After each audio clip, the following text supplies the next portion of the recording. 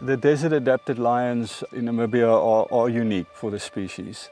It's the only place in the world where lions live in such extreme desert environment, and that they also go onto the coastline. It's the only place where you can see free-ranging wild lions on a beach.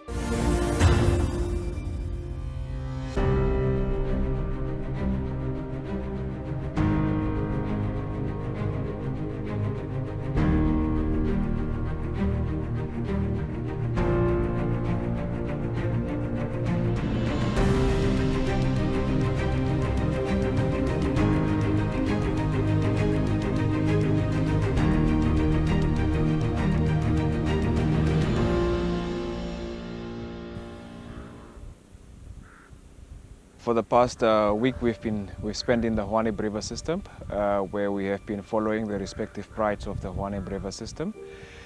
First, we started with the main pride of the Hoanib, which is staying more to the east of the river, where we had a male, 2 lionesses, and then 2 cubs, where we got to spend about 4 days with them.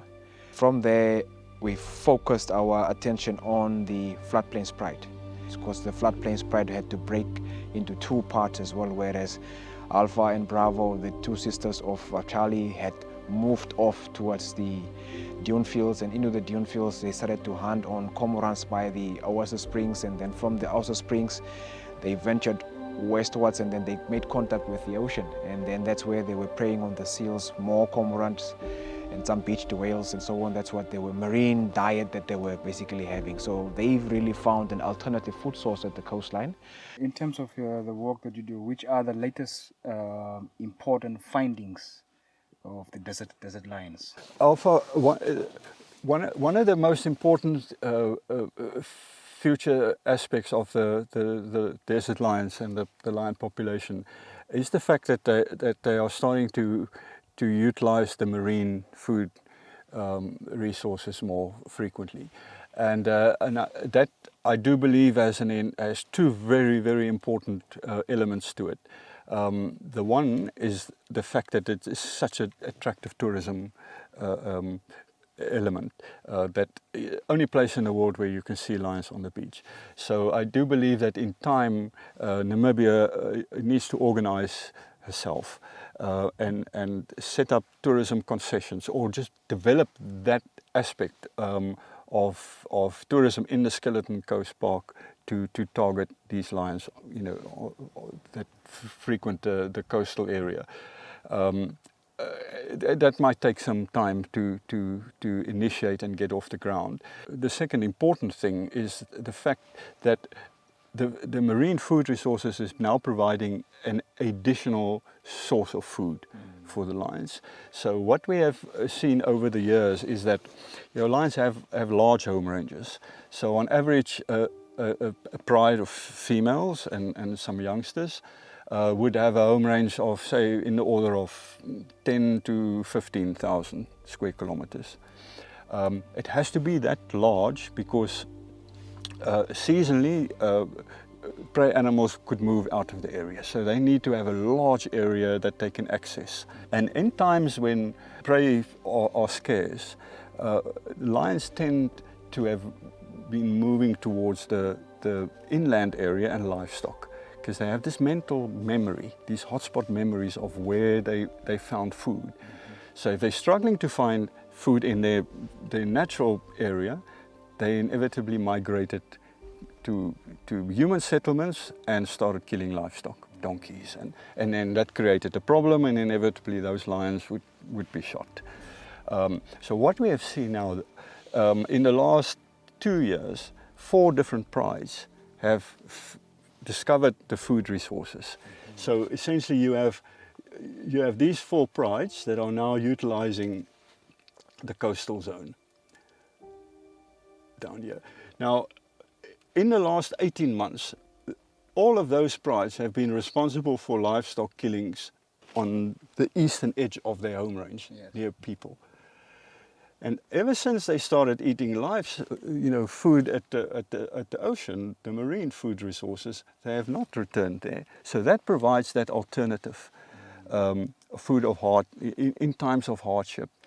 because I do not believe that lions could live on the coast all the time. The conditions are so harsh. And it's important for them to be able to return inland in their normal habitat, but then go to the coast in the times of hardship. We do believe, and we have very good evidence of that having occurred in the days of yore.